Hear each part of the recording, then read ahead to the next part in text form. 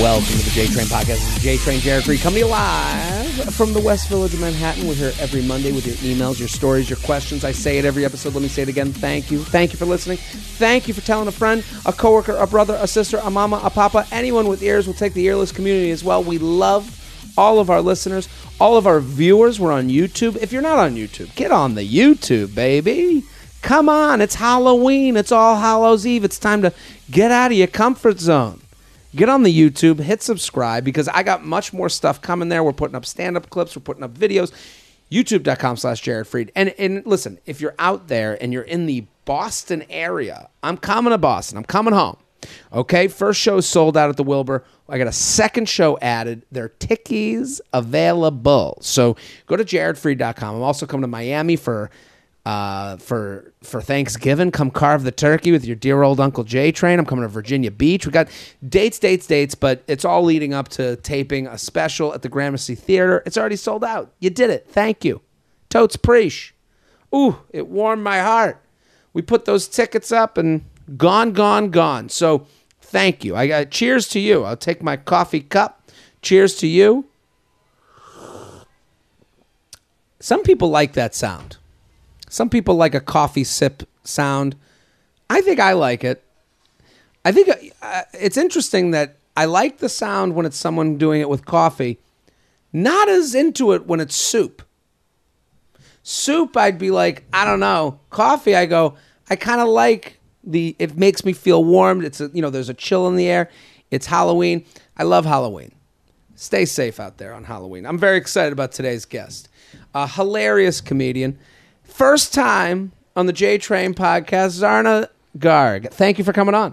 Thank you. Namaste to all your listeners, viewers, followers, ticket buyers. That's right. And the earless community, which I didn't realize I should be tapping into also. That's right. We got to make sure we are an all-inclusive podcast. Absolutely. I got you. Thank you so much for having me. Namaste, everybody. Oh, my God. Zarna, I'm so happy you're here. I've been watching the Comedy Cellar. Everyone needs to go follow Zarna, if you don't already, at Zarna Garg on all platforms, at Zarna Garg. She's got shows coming up on Christmas Eve, 4 shows at Caroline's. Go to ZarnaGarg.com. Get your tickets. Get involved. Zarna's so fantastic on stage. Zarna, have you gone? You must get asked to go on podcasts and tell your story. I do. Right. Yes. Because you again, like, you kind of just appeared one day to me. How long have you been doing? I know, we all do. How long have you been doing stand-up? About 5 years. 5 years. Yeah. So quick and crushing it. You're hilarious. I don't know. I mean, crushing somebody. I don't know what I'm doing. You're married, you got kids? So many kids. How many Indian kids? woman. You know what I mean? Kids. 3 kids. 3 kids? Yeah, I How have old a are your kids? 19-year-old, a 16-year-old, and a 10-year-old. Come on. But the girl doesn't matter, so forget the 19-year-old. But she doesn't matter. Why does it? Is that a It's thing? always about the oldest son, of course. Right. Come on. To the Indians and the Jews. Indians and Jews, oldest son. Yeah. You can't do enough for them. You can. And they can't be any more perfect. They just have to be born. They just have to be. What made you got 3 kids. What made you go, I want to be a stand-up comedian? What made you get My into it? kids actually pushed me into it. Really? Yes. My daughter did. She's like, what did she say? She was like, you got to, I was want you to struggling. embarrass I me was on a stage? stay-at-home mom for Yeah. 16 years. Where are you from? New Jersey? I'm from India. Well, India, actually. Actually, India. As immigrant as it gets. Yeah. And she was like, I was struggling. I wanted to get back to work. And, my kids are born and raised here in Manhattan. Yeah. All American, even though it kills me to say that. Like, I want to believe they're Indian. They're really not. What's the most American thing about your kids? Everything. Is there one thing that you're like, this annoys the shit out of me? I can't stand that they do this. Yeah, I mean, they act like Indian food is so spicy. I'm like, what? Like, So, this is our gene pool. You know what I Right. mean? We handle the spice. We created it. Right. But so spicy. They love pizza. so they love pizza, Yeah, of hate course. spicy, Yeah. they're lactose intolerant. Don't they gotta get me. have If I swear if a peanut allergy pops up in my household. Do you ever look at them? So you're looking at these kids being like, you guys are a bunch of wusses. Yeah, exactly. Thank you for saying that. So you got 3 kids and Yeah. you're like, I want to get back out there. And Yeah. your daughter's like, you're funny, Mom? They're like, all our friends think you're funny. You should do comedy. Wow. And I was like, that's not a job. So you lived in Manhattan Yeah. the whole time? For 25 years almost. Unbelievable. So Yeah. Your daughter and didn't know that stand-up comedy was a thing. You didn't. That's another thing. That's share how that much with you. my community is removed from that scene. Well, I didn't know. Like growing up, that's not a job, Right? That's not something people do. And I think whoever thought you could get paid to do this? you couldn't have thought in the world. And I think most people do that because that you meet someone, you tell them I'm a stand-up comedian, and they only know Jerry Seinfeld Right. or poor person on the street begging people to come to their shows. Right. There's no such thing as like middle class comedian. There's no such thing as like, oh, that person's doing okay. Right. We know there's a whole spectrum of this job and career that exists out there once you start looking at it, but most people don't know. And we know that this skill can be translated into other jobs like podcasting. Sure, absolutely. It is a real skill. I've learned that over the years. So TikTok. Yeah. Blew up on TikTok. Yeah. What was the TikTok? Were you in the pandemic just being Pandemic, yeah. I had just gotten started as a comedian, getting a little bit of traction. Right. I already came late to the game. So late. I can't even get into it, so late. And the world shut down. I had all these shows, all this press booked, and like the next day, everything shut down. And then you were like, what do I do? But luckily, I had my second kid, my boy, Yeah. My oldest boy sprung into action. He's like, Mom, you need to get on TikTok. Really? And I was like, what? They're 14-year-old twerking girls. That's what we thought TikTok was. Right. And he's like, oh, no. I think comedy is going to happen on TikTok. It's a matter of time. This is the spot. And he took some of my jokes and he like cut them up like so rough. We didn't even know what we were doing. And he put them up. It's so interesting. It's like the beauty of having a kid a certain age. Everything's about timing. So you have a kid that's like, I'm on the computer. I'm at the forefront of whatever new technology's out there, because as you get older, you go, oh, I don't want to do the Instagram. I don't want to do the TikTok. Right. I don't want to do the face. And then you're late to the game. You end up being late. But you're early because you got a son who's going, I'm looking at twerking models, but I think there's another thing here. Yeah, absolutely. And I always #believe in child labor. Like, if you have 3 kids like I do, and they're willing to do the work, like get on it now. Let's start working. Now. Get out there. Start editing. What else are you doing? Right. So you go on TikTok and immediately you're like, oh my God, this is... So my first joke is the joke that kind of broke me into TikTok was I've never said I love you to my husband, which is true. Yeah. Because another thing Indian people just don't do. We don't say I love you and honey pie and love chunks and stuff like that. Yeah. We're like, pay the bills. Right. Pay the bills. Efficiency. Did you eat? That's love. Yeah. Right? So we put that video up, he put it up, and within a day or two, we had a few million views. Unreal. And I really thought that TikTok must be like one of those countries where the currency starts at $1 million. One of those countries where loaf of bread is 5 million, whatever. Right. We're doing things in units of $1 million. Right? Yeah, I understand So that. I really thought that that's what was happening. And then my son was like, no, Mom, I really think this is very we had 5,000 comments about how no one is saying I love you. And it might just be an American People are thing. connecting to it. Totally connecting to it. Across, globally. How did you meet your husband? Online. 25 years ago. So you were like the original. The original. I think I'm one of the site? first. The site doesn't exist anymore. What was it? It was a site called matrimonials.com. It was an HTML. It was an Indian matchmaking site. Come on. Yeah.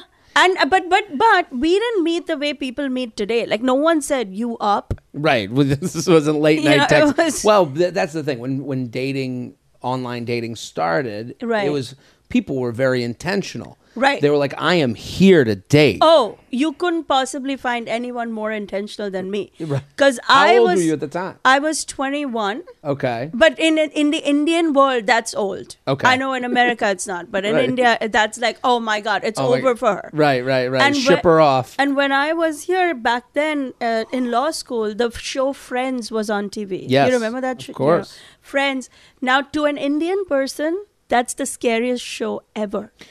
Because 6 people in their 30s, single. And they're dating. They're not dating. They're on a break. They're not on a break. They're married. They're sleeping with. Right. I was like, can I use the word fucked? You can use whatever word I was like, I have fucked myself over in such bad ways because I am in hell. Your biggest fear is becoming Rachel. Yes. You're like, if I have to be Rachel running away from her own wedding. The opening episode is her running away from her own wedding and randomly coming upon former high school friends that she reconnects with, and you're looking at that being like, this is a horror movie. This isn't a fun sitcom. This is And her dream guy for like season over season is a paleontologist who doesn't make any money. Like, what is happening? Yeah. What is happening? This is the Halloween episode. We didn't even know. This is a haunted house. Friends was a horror movie. To an Indian person, Right. it really was. So my ad, which by the way, back then in 1997, I was the first Indian woman speaking for herself. Because the website, the men would speak for themselves. The women were all like, my sister, my niece. Because you might be a little young for this, but back then, anything you did on the internet was like, what if it's a serial killer? Right. That it was, and because there was no Facebook to go check them out, no Instagram to go see if they had this other life. Everything was like, what if it's a serial killer? I was like alone. I was alone for my parents passed early in life. That's how I ended up in America. So I had to do it for myself. So I was whatever. So, but what you're saying is very interesting. And let me make sure I'm understanding it correctly. When the women or the Indian women that would be on these websites, it was, hey, I'm here for my sister. Right. Hey, I'm here to explain. My sister's a beautiful woman, great, fun, good. Fair, tall. These are all things they would write for them. Peaches and cream complexion. What's peaches and cream? Fair, but not too fair. Oh, this is and that's It's a thing. In the Indian community. That's a thing. It's a thing. Like skin like This was strawberries. this became a contentious because there was that show Indian Matchmaker. Yeah. An Indian Matchmaker, they talked about fair skin was like... Fair skin is... It's everywhere in India. Well, they didn't... But they didn't... demand for but people got upset. Okay, the four woke people in America. Right. I mean, you can be upset. But this is how That's people fine. talk in India when they're setting people up. Every ad is like wheatish. Like I'm a winter wheat. It's like middle to high, not high enough, but like not. What is it called? Winter wheat. And what does that mean? That's a complexion. That's like Interesting. I mean, do you understand though that makes people upset? Because what if someone isn't that? Of course, and not. But they're for someone else, I guess. But these are currencies you trade. So if, let's say, you're dark, okay, but the guy that you might be considering is wearing glasses, then that cancels each other out. Okay, well, glasses is. I didn't know threw an example out there. Sure, I guess, but I would assume everyone has taste, so you're allowed to go. Well, I like a certain look. Or is that not... because we have the culture of arranged marriages and arrangement beyond just parents setting each... I've written a whole feature film, which is one best top feature at Austin, but that's a different story. Okay. About what exactly is arranged marriage. It's not just parents setting each other up. There are criteria. There is a whole grid that you follow. So it's like the parents themselves will be like, okay, there is class and there is taste and there's a matter of all that, but there's also a matter of like what realistically can you get? Well, it's interesting. And what are you about? Well, see, this is interesting because it's hard to have this conversation in the world today because you say I like something means you hate something else, which isn't the case. No. But I say when people ask me, do you want to marry Jew? Do you want to date a Jewish woman? Right. I say yes. Yes. And I say that not because I'm like I hate other people, but I go I'm looking to play the numbers game here. Right. I'm saying I know that a Jewish woman around my age, we're going to have more in common without ever speaking than I would have had with someone that might. And listen, I might be wrong. I'm playing the statistics here. And, and a lot of the matchmaking, I would assume, plays on that, where you go, they know, the family grew up this way, they know that way, so they're going to be easier together. They're more of a Lego piece for each other than maybe someone from a different game of Legos. And I do understand why it sounds bad too. Like I understand those, but I also understand you have to have a very cynical look to go, this is bad. And because the positive way is to go, no, these are two people. I know they're going to go together. Well, look, culture is hard to argue with, right? What you just said. It becomes bad because I think in the Indian space, it becomes really petty. It can be like, oh my God, he has no hair. We're not giving our daughter who's 5'4". Right. She's 5'4", hairless loser, and an exceptional cook. Like, I think we can do better than. So when the criteria becomes that petty, then you got a little bit of a problem. I get it. But it's how things are done in the real world. Zarna, I'm pumped to have you here.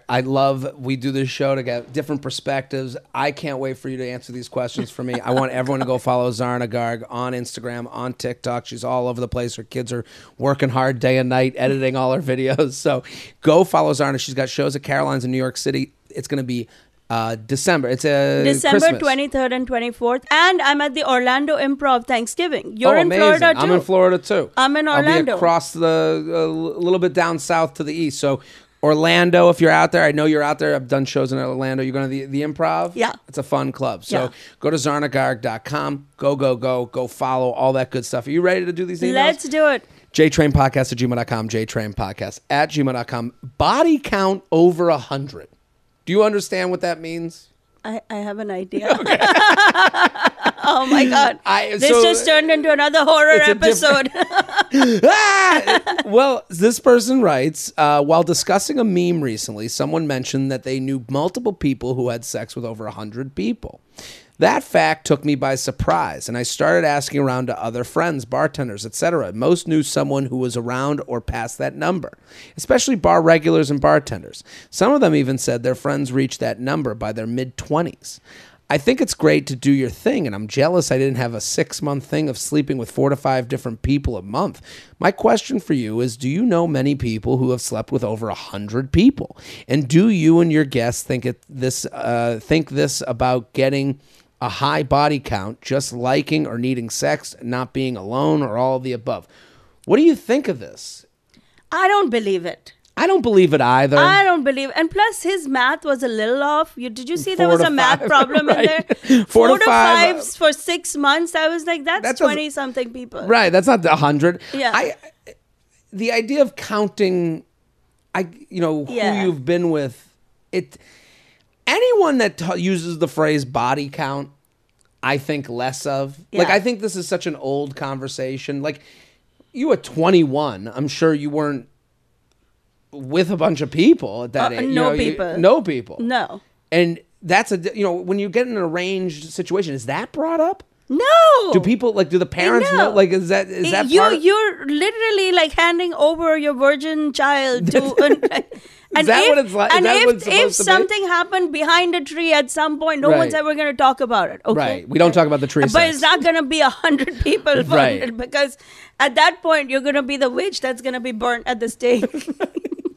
Well, listen, I will say this. As someone who is sexually active and single and 37, so I've had some time in the game. Right. I don't know my number. Right. I don't know my number. I guess that I don't know if that sounds bad. I think that sounds better. Are you kidding? That's better. It would be bad if you were like, well, number 18 wasn't as good as number 30. Right. But like that, I would assume that whoever you had sex with, there was some connection beyond just it was an available body. Just a number on a chart. Right. And that's the thing that I think this email, like over 100, my thing to people is, what I take from this email is, because we get a lot of emails like, well, my boyfriend asked how many people I've been with, and they start comparing numbers. And I think if you're in that conversation, you're not ready to be in a relationship that's real. Right. Like, this is fake at this point. You're in immaturity land, and I've been there. Don't get me wrong. Like, I've been in an immature relationship before. But the minute that comes up, what I would say to people, my opinion, is if I heard someone say the phrase body count, I would go, oh, we're not adults. Yeah. I love it. Right? Because then you go, oh, we are having conversations that don't even matter in the grand scheme of life, right? Yeah, but I think the takeaway is that some people might never reach adulthood. Well, that's fair. If you're going through 100 and trying to hit the next 100 or whatever, you're trying to fill some other kind of hole in your life. Right. And you may never reach an evolved state. And if you're asking about the other person's, because that's the email we normally get, is I heard that my boyfriend has been with this many people. And it's like, if that hits you so hard, or if they're counting bad, and if it hits you so hard, it's kind of bad. There's other things wrong. Wrong. Agree. JTrainPodcast@gmail.com, JTrainPodcast@gmail.com. Here was Zarna Garg. Go follow @Zarna Garg on Instagram, TikTok, ZarnaGarg.com. Orlando, she's coming. New York City, she's coming. Joy Mode, I mean, talk about sex. We're sponsored. Joy Mode's sexual performance booster is like pre-workout, but for sex. Joy Mode makes natural and science-backed sexual wellness products for men. Put simply, the sexual performance booster enhances sex drive and blood flow, resulting in better performance. ED prescriptions can come with all sorts of side effects, and over-the-counter gas station pills are sketchy. That's why Joy Mode was created. They knew they could do better than everything else on the market. It's easy to use, 45 minutes to 4 hours prior to sexual activity. Tear open the packet and mix with 6 to 8 ounces of water, just like your favorite electrolyte packet. You'll notice better blood flow, better erection quality and firmness, and increased sexual energy and drive. Boom, that's it. Love it. Want to spice up things in the bedroom and boost your sexual performance and do it naturally without nasty prescription drugs? Joy Mode has a special offer for my listeners. Go to usejoymode.com/JTrain or enter JTrain at checkout for 20% off your first order. That's usejoymode.com/JTrain for 20% off your first order. Thanks, Joy Mode. Love that. What I love about that, too, is just the act of having Joy Mode with you and your partner. You go, oh, you're in the zone. You're in the mindset of like, hey, we're doing something new. We're adding a little spice to this relationship. I love that. Okay, let's keep going. Is gray hair ruining my dating life? Is this from a man or a woman? Do we know? Hello, Jared, and esteemed guests. I love your podcast. Listen to them every week. I'm writing to get your opinion on something that I've noticed lately and can't seem to get out of my head. I started getting white hairs around 17. Thanks, genetics. And after years of expensive coloring to cover them, I have finally decided to embrace it at 33.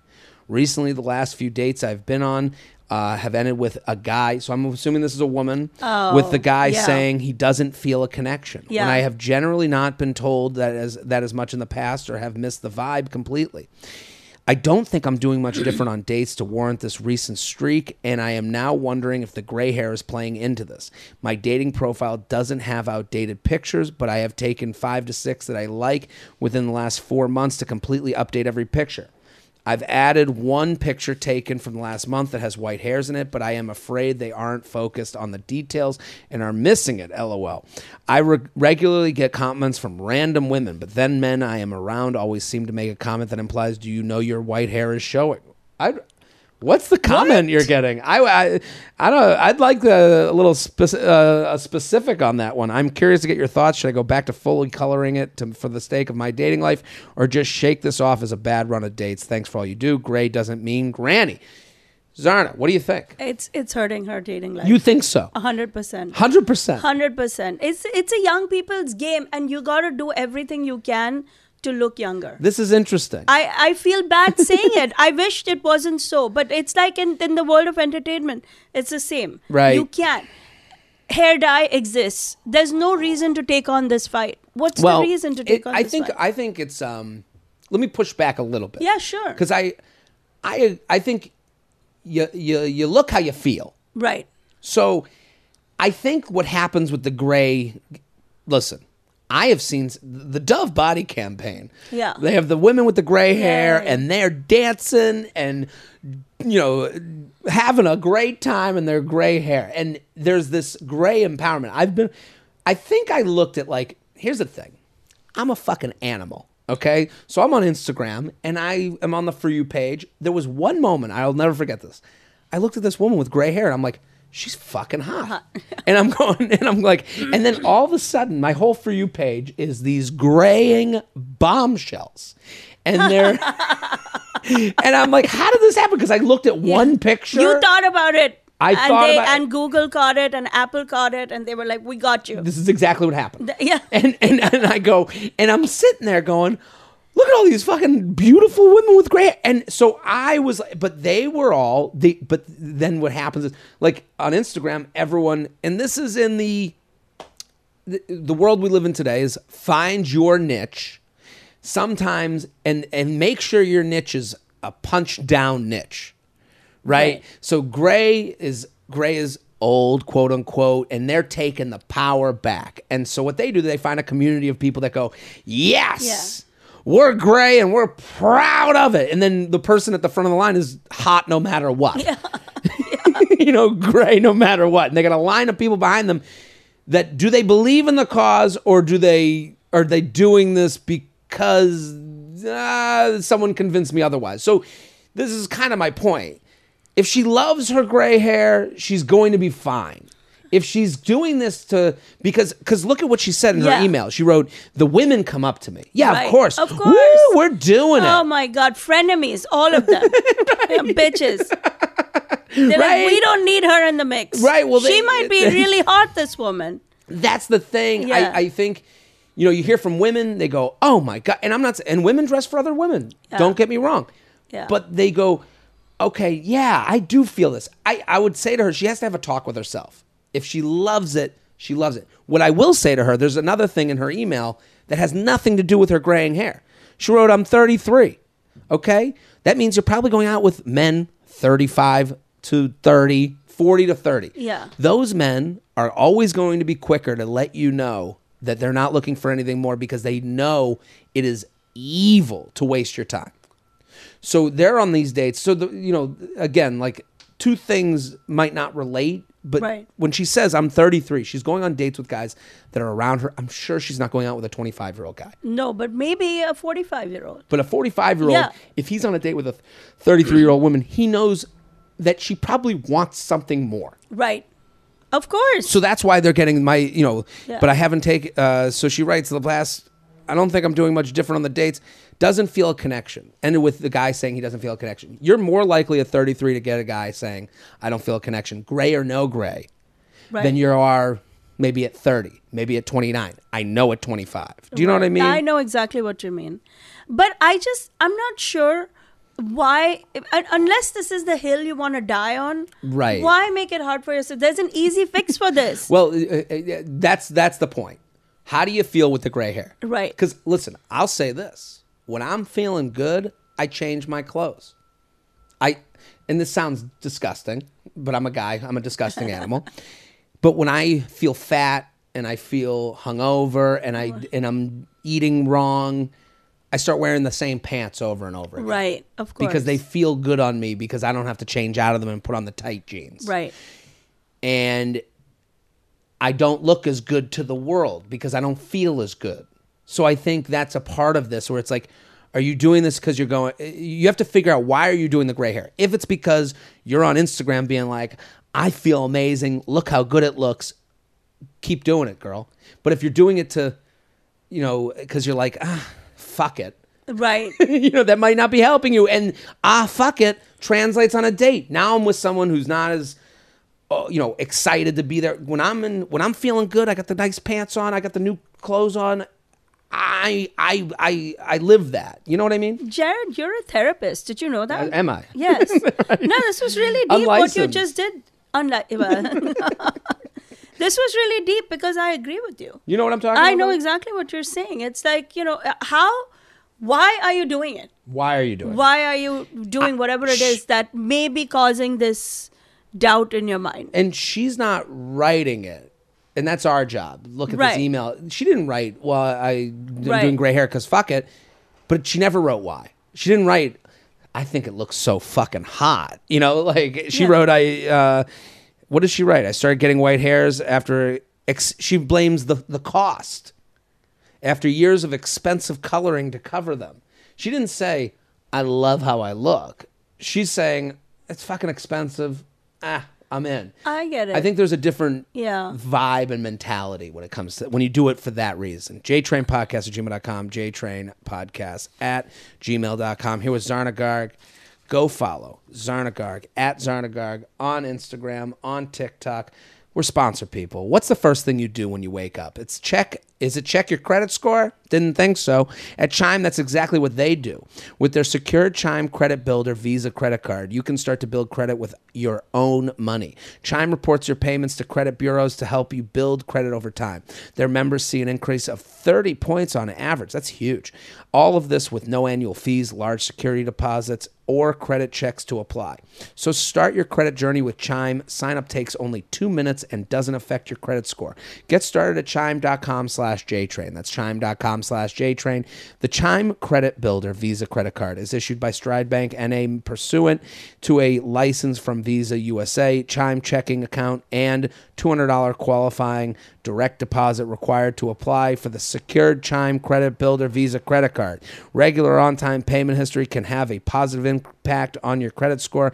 Impact to score may vary, and some users' scores may not improve. Out-of-network ATM withdrawal fees may apply except at MoneyPass ATMs in a 7-Eleven or any Allpoint or Visa Plus Alliance ATM. People, Chime, love what they do. Here was Zarna Garg. Let's talk about this. How long were you guys engaged for? Oh, my husband and I? Oh, just a few weeks. A few weeks? Yeah, but that's Indian. Is that how it works? Oh, no, my ad clearly said I'm looking to get married. So you're on the website. Yeah. You and your husband connect. Yeah. You go, what's a first date like? So we were international. I was in Cleveland. He was in Switzerland. Unbelievable. So we met at JFK. Stop it. No, that's true. This is 90 Day Fiance. 60. How long, from the minute you've been online to when you got married, what was the amount of time? It took a year and all because of all the Sure. logistical complications. And you've been together 24 years now. Do you think taking away that process of dating was helpful? Like you told me before we started, you have a lot of people that reach out to you and say, I want to be arranged. Yeah.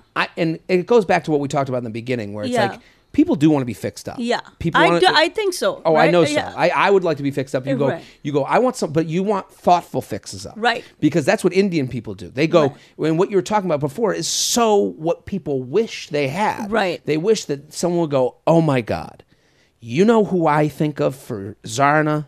That guy that I know from this place and this town, and because of 7 different reasons. Right. What usually happens, I'm talking about this on stage, is they go, oh, you're a woman? He likes women. Yeah. Go. No. That's not how it works. So when people say to you they want to be arranged, do you think that's like...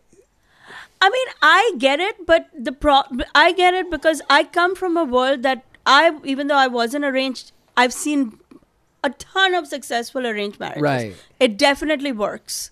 But the problem with applying those principles here is that everybody thinks they're too good for the other person. Right. Like We're you too have to confident here. So the thing Are your kids too confident? Oh my God! Like start the baseline assessment of themselves is like at 99. Right. Like I'm this close to perfection. Almost there. So that's where the Indian arranged system helps, where the parents sit you down and they're like, "Let me explain to you. Here's what you can achieve." Here's what you need to know about yourself first." Right. You're not that great. And what other people are looking at when they're seeing you. You know what I mean? It feels brutal, but you know what? Do we not all need somebody tell us the truth? Right. And so this next email gets into sexual chemistry with your partner. Right. Is that a concern? No. What sex? No one's having sex. $1.5 billion, we fell out of the sky. My fiance won't fuck me. That's the title of this. Yeah. Hi, Jared, esteemed guest, Feather. I'll get right to it. Yeah. I will start by saying I'm a 31-year-old woman, and my fiance is a 31-year-old male. We've been together a little over a year. See, to me, that's quick. They've been together a little over a year, but you were in this situation. You're together a little over a year. Let's fucking go. Yeah. And we just got engaged a few weeks ago. I know, moving fast, but we both want kids, et cetera, et cetera. The first 4 to 6 months we were together, we had pretty frequent, exciting sex. But in the last 6 months, our sex life is almost non-existent. We're talking 1 to 2 times a month, maybe. And even the physical intimacy is infrequent. I'm not a super sexual person, but I do like feeling physically intimate with my significant other, whether that's holding hands, back rubs, kissing, etc. When we do have sex, it feels very forced and robotic even. Almost like it's just another item to check off his to-do list. All other parts of our relationship is great, and I do truly love him, but this has really been wearing on me. I have tried talking to him about, and he either replies by assuring me that it has nothing to do with me and it's just because he's tired, stressed from working, or that he feels like I'm putting too much pressure on sex, which is making him overthink it. I just feel like if I don't say anything at all, we would never have sex. I know you'll probably suggest scheduling sexy time, but I truly cannot see him going for that. And I just would love for him to initiate, want to have sex with me. I honestly have never felt less desirable and can't help but think it has to do with me. Like, why did our sex life start so strong and then fizzle after only 4 to 6 months of dating? And is sex really that important for a long-lasting relationship? Any and all advice would be greatly appreciated, as I'm ready to walk down the aisle with this man. Thanks, a lady just trying to get laid. Zarna, you just said, what's sex? You're in a long-term relationship. Obviously it they're asking, does it matter? It matters to them, obviously, enough to write into some random guy in a studio apartment. So, so what do you think? I mean, I'm going to give you the unpopular view in America. I want your view, and I don't care if it's unpopular. I don't think it matters. You don't think it matters? If it mattered, she would have broken up with him. Right. If it truly mattered, if she truly wasn't like feeling like this is her guy and he feeling this is her woman, people break up all the time. Right. There's a reason they're still in this together and they're planning a wedding and she's going to be walking down the aisle.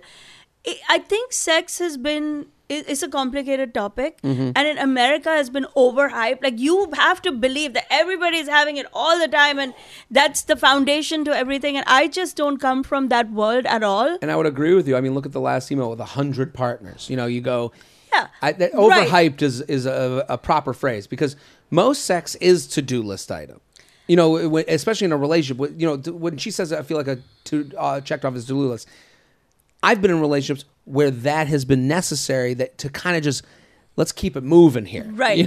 So I when she writes that, I go, that's not that crazy to me. No. And when she says, I know you're going to say scheduled sexy time, but that's what every therapist, every psychologist, everybody would say, because we all understand a world where we get busy, we take each other for granted. Right. We do.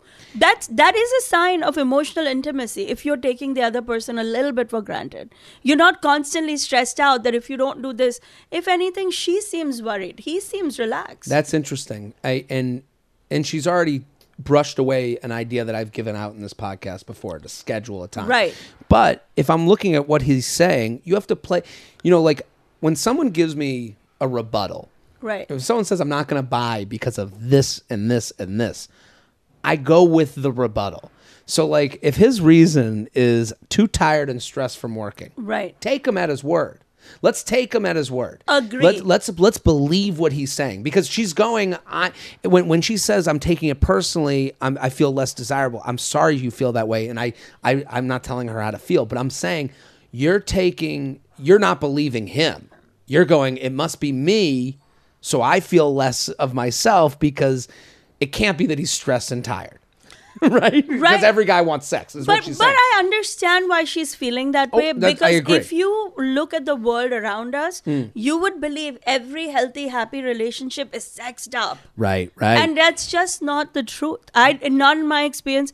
I mean, they're just dating. They don't have kids, I'm assuming, right? No, but like, wait till you're in a relationship where you're like pregnant 3-4 times together and there's breastfeeding. Like, sex becomes like, just keeps dropping on the ladder. Like, it's just a fact of life. Right. Well, she says it was exciting before and now it's not exciting. I mean, I think sex in the beginning is exciting just because of the beginning. So she has to keep that in mind. I would say to her, I think she needs to talk to him. Yeah. But I think she will feel better if she negotiates based on the rebuttals he's giving. Because right now she's saying he won't go for sexy scheduled sex. I'm saying, let's try me. Try. Why not? Right what now. What do you have to lose? Because her not doing that is her basically saying, I'd rather believe it's about me than the excuse he's giving. Right. Well, that's also just a female tendency, right? Right. To believe, And also, she... Because it's so quick, because it's been a year, like when you met your husband at JFK, he's not the same person he was when you met him at JFK. I mean, you probably, when do you think you knew your husband? How many years in?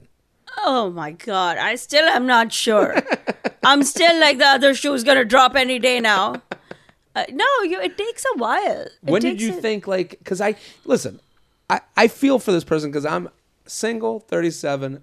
I'm definitely out there dating, but I'm like, man, I start counting the years. I start looking, I'm looking at Friends like you were looking at the show Friends. I'm going, man, if I meet someone today, I got to have a feel out period, but I do believe it would happen pretty quickly for me where I've been with certain people. I kind of know what I'm looking for. I kind of know the feeling I want to have.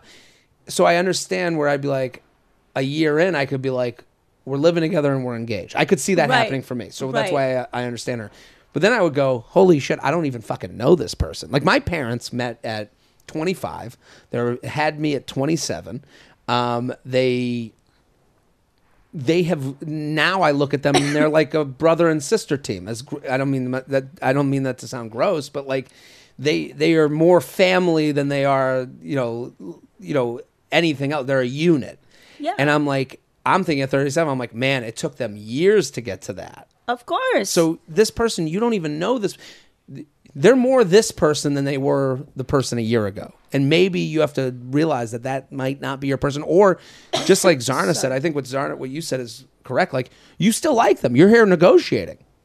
And planning the walk down the aisle. Right. So I actually don't think it means as much to her as much as she thinks it does. I think it more means... I think what she... Sorry. No, it's okay. I think what means most to her is feeling desired. Mm-hmm. And... that might be the conversation. That's the conversation to have. Is, hey, I don't, and not you don't make me feel desired. I just stop it. I don't feel desired. Yeah. Because then that becomes, now he's got to figure out how to, does he want to make you feel desired or not? Yeah, exactly. And there may be non-sexual ways. Right. There might be other ways. Just him being like, let's go for a walk today. Might be like, oh my God. And you're holding hands on the walk. That might be all you even needed. I know. Right. JTrain podcast at gmail.com. JTrain podcast at gmail.com. Here was Zarna Garg. At Zarna Garg on Instagram, on TikTok. Fantastic. Hilarious. I love the sketches you do. Yeah. So much fun. I love that your kids are involved. I can't believe your daughter, of all the people, because usually the daughter... you said she's 19. Yeah. That age, or maybe she's out of that age where they're embarrassed of everything their mom does. But they don't have a choice. Okay, let's just not put ideas out there. Right. Well, I had a brother, so I don't know. I'm just assuming. No, I was like, I need a girl character, and you're here. You're in the sketch. So we're gonna do this. Run it again. Learn your lines. Yeah. JTrain podcast at gmail.com. Is going home with them after a first date the norm now? I mean, it's certainly not unusual. It's not unusual. Not at all. I recently started listening to JTrain after hearing you on another podcast. I've been binging episodes because I feel like you may have answered this question before, but haven't found it yet. Well, we're here now. Yes. I'm a 25-year-old female who has been single for 3 years. Okay. I've been really content being single because I have been moving every year for work. I'm now in a place that I want to be a long-term, so I am ready to get back out there. I downloaded the apps and ended up going on a date shortly after. I thought the date went really well, and I was anticipating it ending with setting a second date. Instead of setting a second date, he asked me to come back to his house to watch a movie and drink wine. The standard. I declined by saying I had plans to watch football with some friends. He was chill about it, and the date ended fine, but no plans for a second date. Shortly after, he texted me and said, if you want to come over after the game, let me know. Again, I politely declined by saying, let's grab drinks again before you try to get me to like Game of Thrones. For context, we joked about how I've never been convinced to watch Game of Thrones yet, and he is a big fan. I thought it was a good response that was kind of funny. I do agree. She's doing everything right. Yeah. But also letting him know that is not something I'm interested in right away. She is playing, I don't believe in playing games. This is a game she's playing correctly. If she's being positive, she's letting him, she's going, no, but yes. Yeah. Not up for that, up for this. Right. That is perfect. That is because what she's doing, she's going, this is the standard. I'm not coming to your place. Right. I'm not fucking sleeping on your couch. I'm not hanging on your couch that your mom gave to you 20 years ago. We're not doing that. So I agree with what she's doing. He responded the next letting him know that is not something I'm interested in right away. He responded next saying, ha ha ha, that is totally fine. What are you up to today? I told him that I was doing what I was doing, then didn't hear back. 3 days now. My question is, was he just looking for a hookup clearly, and should I not expect to hear from him again? I'm bummed because I really did enjoy the date, but was turned off by his energy at the end. Also, my friends here typically do go home after the first date, and I fully support it for them. I'm just not comfortable doing that. Are my expectations not realistic? Is it the norm to go home with someone on the first date to solidify interest? What do you think? No, I think she should stick with her guns. I think she's doing everything right. And if he was just looking to get laid, he is not the guy for her. Right. And he's looking for a situation. Right. That's what she has to remember. It's not about you. Yeah. This isn't, she seems like the type. I think a lot of guys get judged with this like, she's the going home on the first date type. I've never thought that way. I've thought I'm looking for I like this person, and I'm inviting them for a situation that probably invites casual. Right. So, and that's kind of what this guy's doing. And I love what she did. Yeah. I love what she wrote. She was a star about it. She was you're absolutely right. And she writes, also, my friends here typically go home. If you're going home with someone to solidify a second date, you're fucked. Yeah. That is the worst reason. That is the worst reason. Because what you're going to do is you're going to go, fuck, it's going to feel like an investment that you lost money on. Yeah. Oh my God. Wow. Right? Yes. Because you're going to go, I'll give him my time. I'll give him maybe my body, but which sounds icky and gross, but that's what you're doing. And you're going, so I can get the second date. It is a bad way to go. Do I like them? Do I feel comfortable? Am I doing this because I want to be there? That's the question. And also, if you're going to worry about what he wants and he likes so early in the game, he's going to get used to, well, this is how I like it. Like, right. What about what you like? Right. And what she did, and I actually like both of them because, again, let me take his side. Want to come over? You said no. Great, no problem. And then the next day, hey, how about you come over after this? Nope, but I'd love to get a drink. Right. And he's sticking to what he wants to do, and you're sticking to what you want to do. But he was a little pushy after the first date because he asked her after the game, do you want to come over? Right. So he comes back again. That's a little much. I was like a little she said no. Right. No, that's fair. I guess what I mean is it's what I think is and the problem is I guess the problem in this situation is he wants something so little that and takes so little effort that he'll do it over and over again. Like it doesn't matter to him to keep going. Right. Well, I'm here. Come over. And she's going and she's asking for a bigger thing. Right. So she feels a little bit weird being like, well, I want this date and then we'll see what happens. And it's really the problem is it's on her to be like, good luck with everything. And that's the hardest part is that it's her, because he's not going to go, oh, it sounds like you don't want to just come over after one date. So I guess we're not the match. He's going to go, you're attracted to me, because that's the problem with the apps is men see it as, oh, she's attracted to me. Oh, right. That's all they care about. Right. It's not about, and now, okay, well, she's attracted to me, so I'll send her a text. I'll ask her what she's up to. And that's why it gets so, they're offering casual. I understand that. Right. Right. JTrainPodcast@gmail.com. JTrainPodcast@gmail.com. Here with Zarna Garg. Do we have time for a couple more? I like this one because I think you're going to have great. Okay. I don't like my best friend's fiance. Yeah. Are you a part of I would imagine you live in Manhattan, so you're around Manhattan moms. All the time. All the time. Yeah. You probably have moms that are friends because of the kids' ages. Absolutely. You probably have neighbor friends and over the years that you've made. Are there people that you kind of have to put up with? All the time. Are you kidding? Can't stand most people. Right. Come on, we're New Yorkers. Yeah, that's true. We hate everybody. That's right. So, and then you grit your teeth and you're like, okay, we'll do Thanksgiving together, I guess. Do you have good, close female friends where the husband's a monster? Or are you lucky in that sense? No, of course. Absolutely. I've seen the whole gamut. My husband's a monster. Husband's a monster to her, and she's not seeing it. Hey. Right? You know what I'm talking about. Right. Well, you're sitting at a dinner party and you're like, how are you I can't taking believe this? she's saying this stuff, or vice versa, where the woman is like saying all these things about their partner, and you can't believe that these words are coming out of their mouth.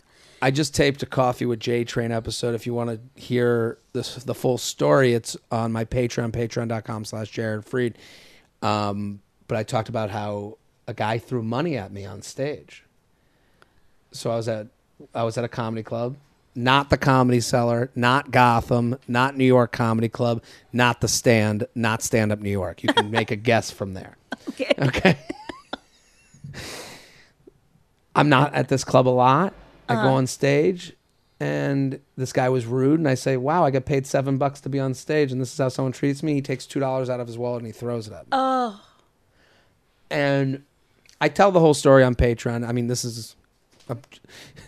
I'm offended by someone throwing money at me while I'm asking you to pay for the Patreon. Yeah. But patreon.com/JaredFreid. But there was a part in the argument where it was him and his wife. It was an older man and an older wife. She looked very Real Housewives of New York, or of New Jersey, is what I would describe her look as. Got it.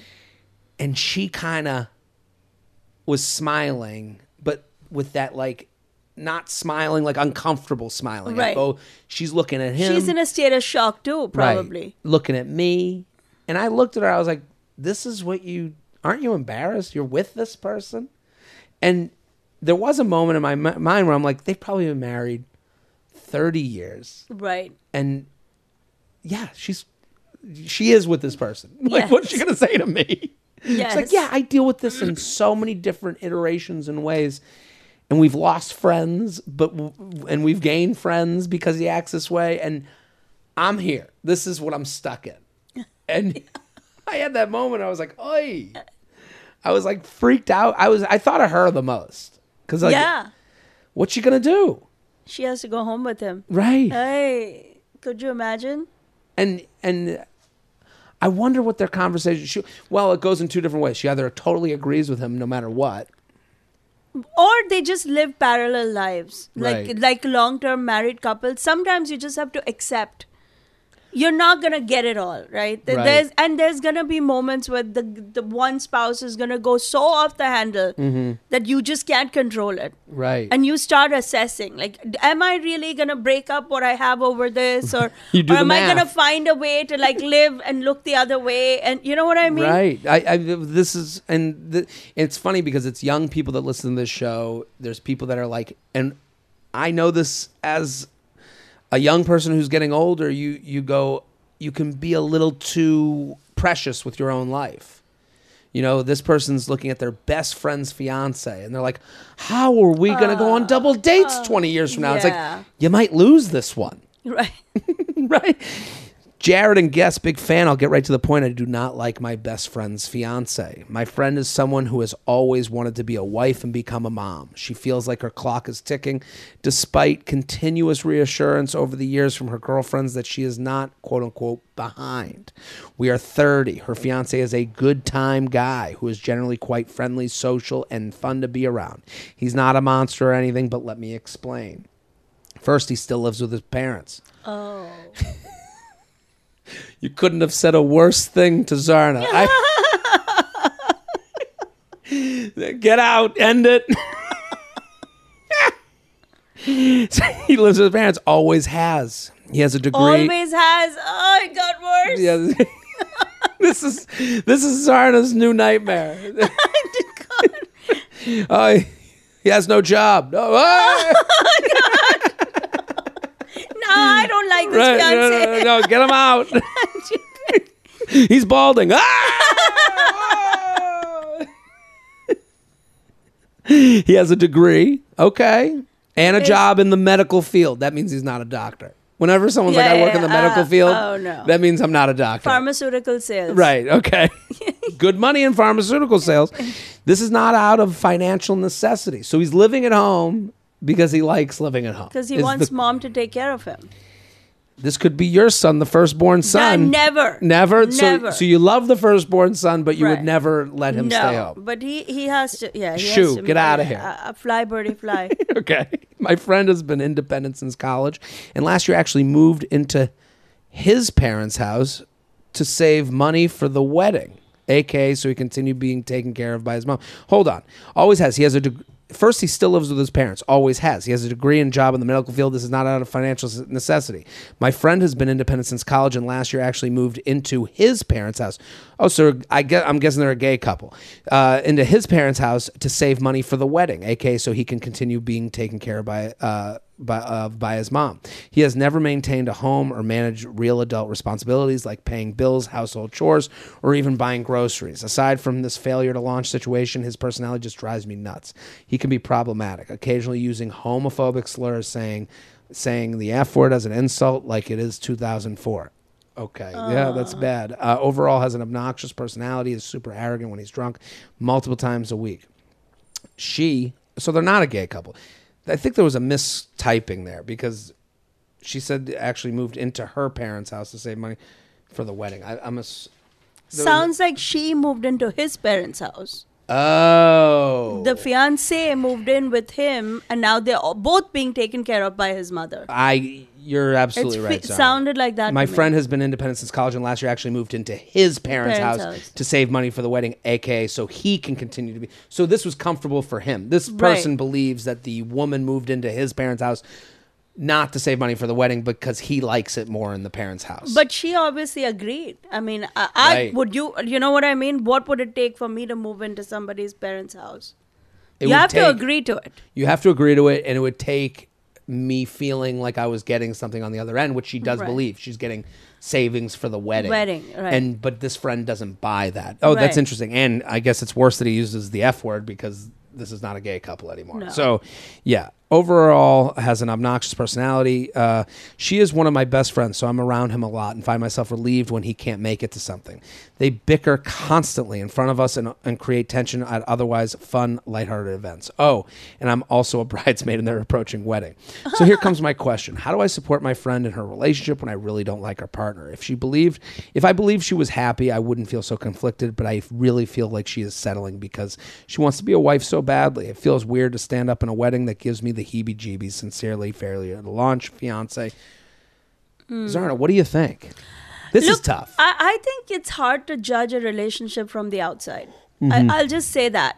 And she's obviously biased. She's her friend. Right. So, I'm sure if you ask the guys, the friends that are friends with the guy, they may have their own opinions about her friend, the fiance. Right. I think it's very hard, but I do think there is an issue there of if you don't want to be a bridesmaid and give that speech in earnestness, maybe there's a conversation to be had. Interesting. Well, that's kind of where my mind was thinking, because it's what can I talk about with you can't go to first of all, you can't go to this friend and tell them not to do it. No. That is the biggest mistake. You don't want that. No. I'm looking out for the emailer because you tell them not to do it. Let's say they don't do it. Now you got to get this person married. Right. Now you're their matchmaker. Yeah. And they may not find somebody for another 5 years. Right. Do you want to be you blew up the relationship I had? You don't want that. And based on what, though? It's not even there's no real... Right. Based on what information? Here's the thing that I would encourage them to do. It's okay to stand up for it's okay to have arguments with this guy. So I think what she's doing is holding back because she doesn't want to step on into. If someone uses a slur in front of you and you're sitting there, I think it's okay to go, hey, can you not use that word around me? You have to set up and I think what we do around our friend who, the way she described the friend that's I got to find love. I want to be a mom. I want to be married. So we all back off.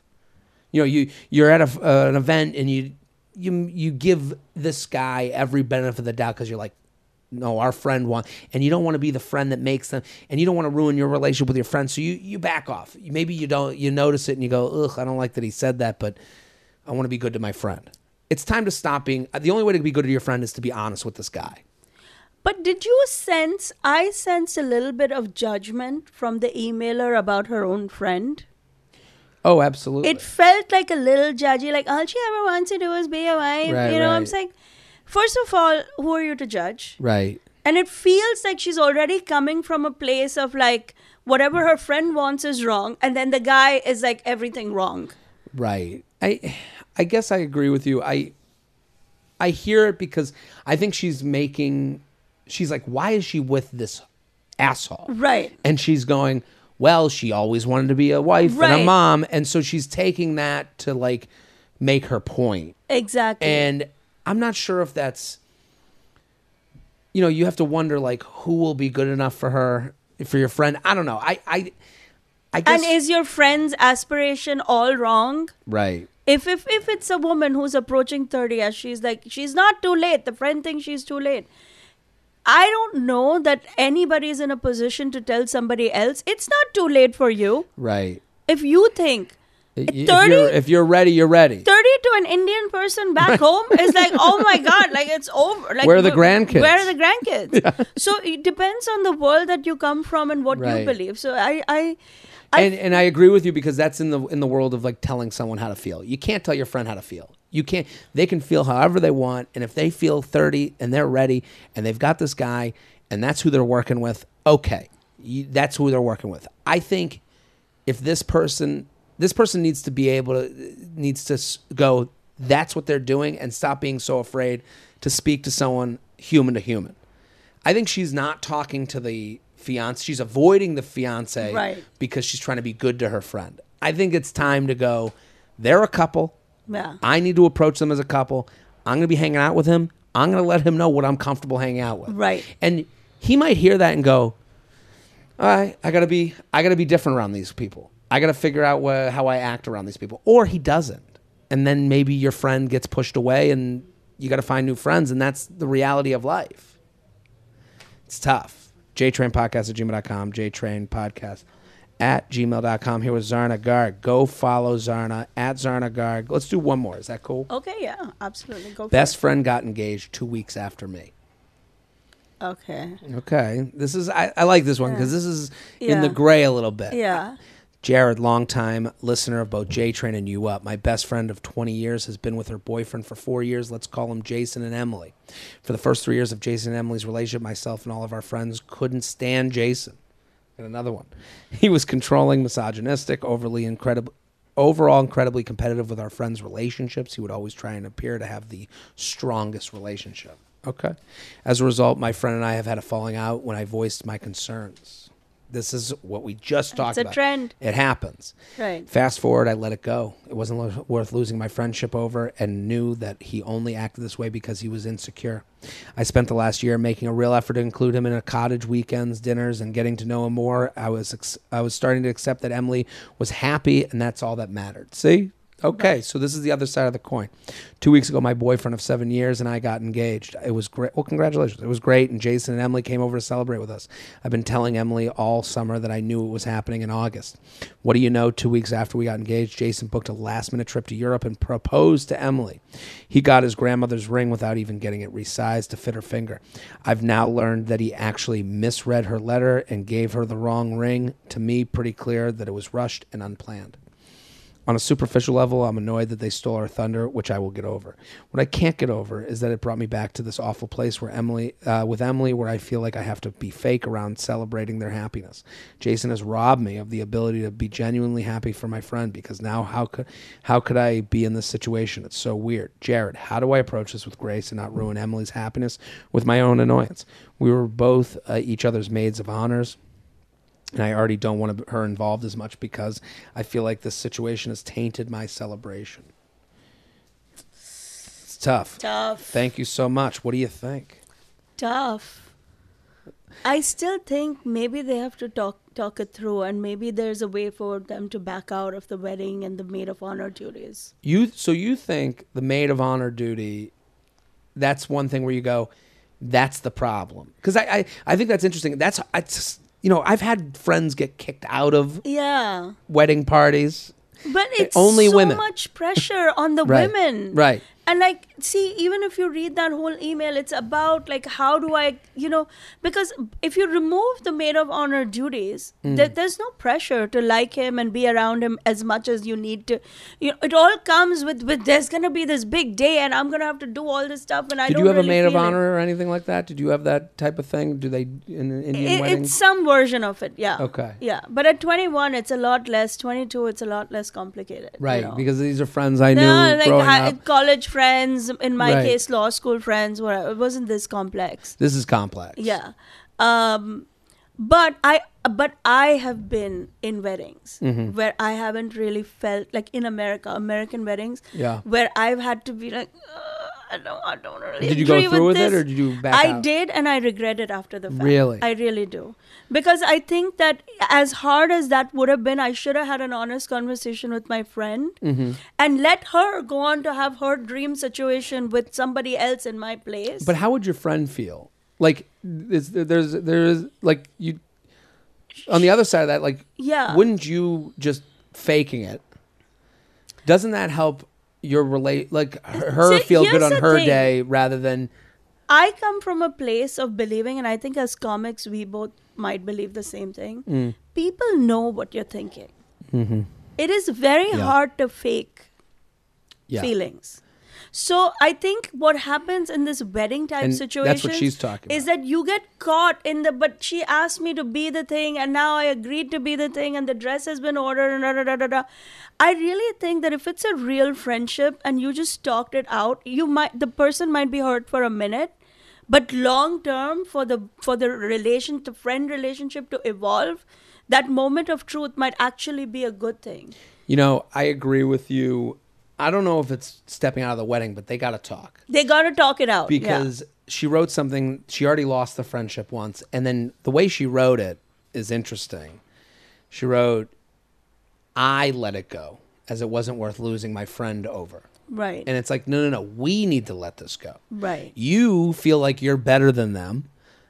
And I mean this in a very loving way. You feel you're better than them because you were the one that was able to put aside their shitty fiance and make the friendship work. And you've done all the work. And then this happens again and you go, they didn't even realize how much work I did to get to this point, to be okay with them, to be happy.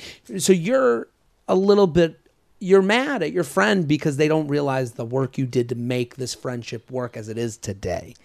I think she needs to talk to her friend about that. Agreed. You go to your friend and you go, and you need to go back to the first time. You can't say, this isn't a new issue. Same issue, different day. So you got to go, we did this bullshit before. Here are 7 examples of why I rolled it back. Now we're here again. Obviously, I haven't let it go. You have to be a little vulnerable. I haven't let it go. I just watch you get engaged in Europe and and again, she's probably looking at the friend, they went to Europe. We did here. He's got the grandmother's ring with the story. And now I got to go, oh my God, dead grandma. Like you have to do that whole fucking thing. And she's sitting there going, fuck you. You just saw, and this is this guy's MO. He sees what you do. And then he goes one above. It's very easy to be the second one to get engaged. You can see what everyone does. You can do a little bit more. You can go a little bit higher. Oh, you spent $20,000 on a ring? I spent $20,001 on a ring. It's like the price is right. So I think you need to go talk. You got to talk to your friend and you got to let them know, like, hey, and make it about you and the friend. Yeah. It's not about the fiance. It's I made all these changes to keep us together. And then look what you fucking did to me. I feel like shit. Right. Let them answer that. You might be out of the wedding, but maybe you want that. Right. Maybe that might be the that. best answer. That might be the best answer. Zarna, this is fantastic. Thank you so much for coming on. No, thank you so much for having me. Fantastic. Everyone go follow Zarna at Zarna Garg on Instagram, on TikTok, zarnagarg.com. She's going to be at Caroline's for Christmas Eve, 4 shows. Amazing, great venue, great comic. She's going to be in Orlando, zarnagarg.com. I'm Jared Freid. We're here every Monday with your emails. We'll be back next week. Boom.